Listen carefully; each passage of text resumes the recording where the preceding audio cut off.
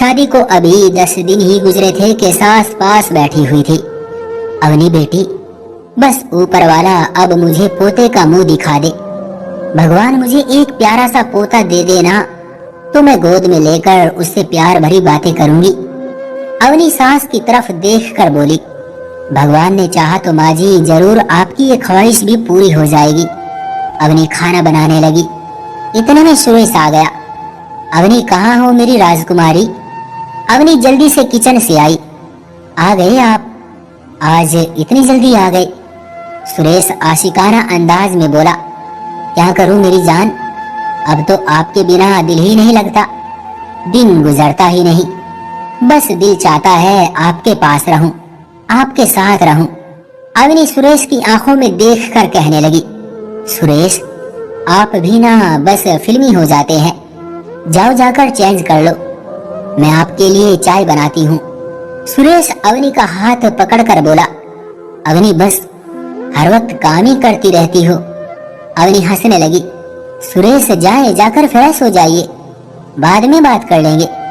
शक्ल तो देखो अपनी, बिल्कुल भूत बने हुए हो। सुरेश जल्दी से फ्रेश हुआ।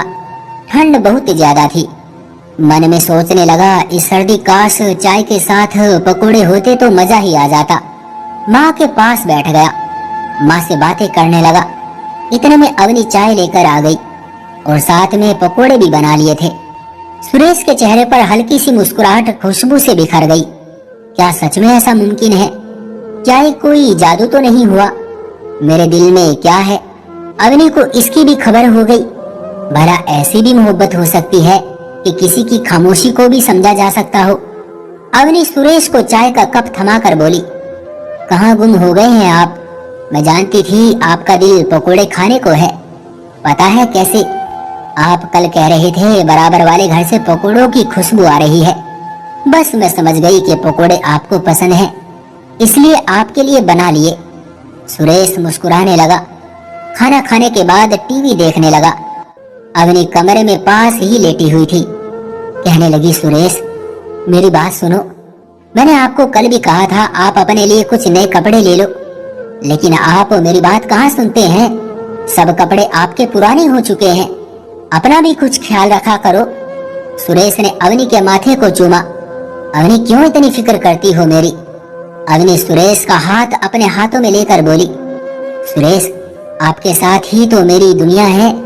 पता है जब मैं दिन भर काम करके थक जाती हूँ तो आप जैसे ही मेरे सामने आते हैं मेरी दिन भर की थकन खत्म हो जाती है, मेरे दिल को चैन आ जाता है। यही तो मोहब्बत भरा सफर होता है जिसमें जिंदगी गुलजार बन जाती है। पैसा दौलत बड़े घर गाड़ियां जरूरी नहीं खुशियों के लिए।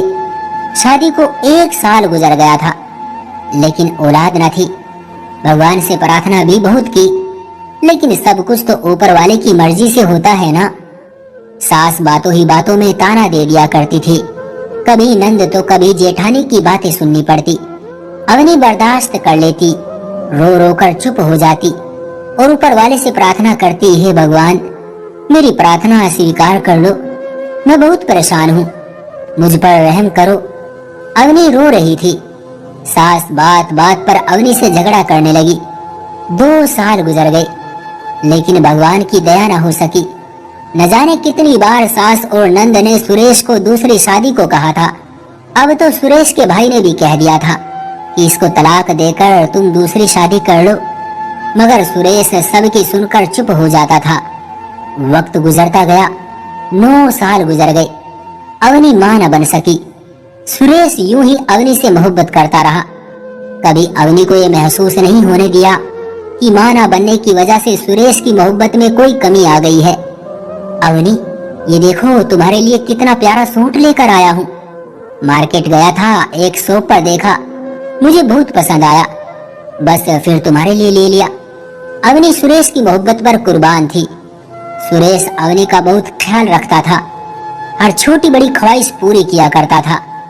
एक दिन सुरेश की मौसी घर आई। सुरेश की माँ और मौसी ने अवनी को कहा, तुम हमारे सुरेश से तलाक ले लो और जाओ यहाँ से, हमारी जान छोड़ो, हम अपने सुरेश की दूसरी शादी करवाएंगे।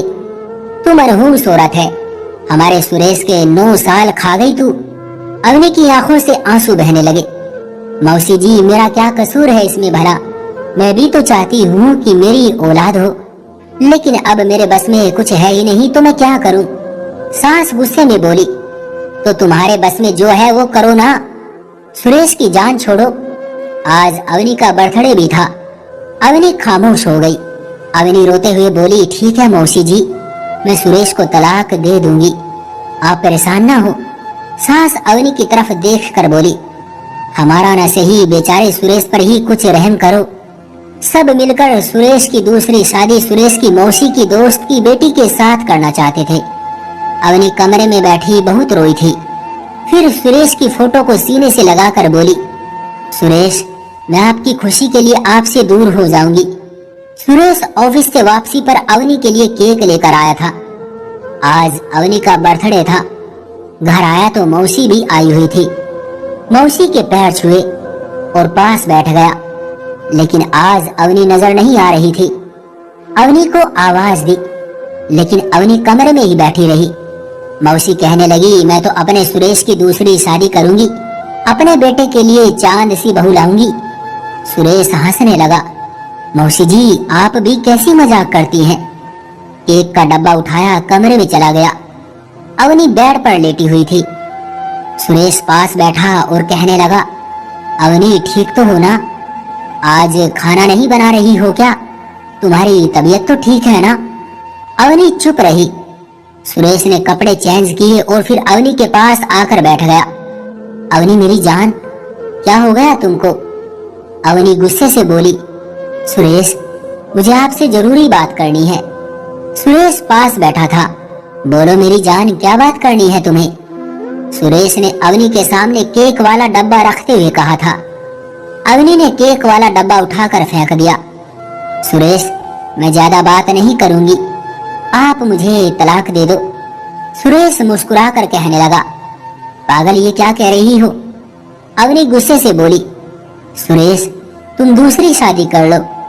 ये कहकर अवनी ने सुरेश की तरफ से अपना मुंह फेर लिया और फिर कहने लगी, भगवान तुमको औलाद दे दे, मुझे छोड़ दो, बस मुझे तलाक दे दो। अवनी की आवाज कांप रही थी। सुरेश, प्लीज, मुझे अब आपके साथ नहीं रहना। सुरेश समझ गया था, माँ और मौसी जी ने जरूर कुछ कहा है। सुरेश ने अवनी का चेहरा अपनी तरफ किया और उसका हाथ पकड़ा और कहा, अवनी, मम्मी ने तुम्हें कुछ कहा है क्या? अवनी नहीं में सर हिलाने लगी। नहीं, मुझे किसी ने कुछ नहीं कहा। सुरेश ने दोनों हाथ पकड़े और बड़े प्यार से कहने लगा, अरे मेरी लाडली सी जान, भला तुमने ये कैसे सोच लिया कि मैं तुम्हारे बिना रह लूंगा? अवनी रो रही थी। सुरेश, आप दूसरी शादी कर लो, मुझे कोई ऐतराज नहीं है। सुरेश ने अवनी के आंसू साफ किए। अवनी, अगर मैं दूसरी शादी कर भी लूं तो फिर भी औलाद ना हुई तो क्या फिर दूसरी के बाद तीसरी शादी करूं?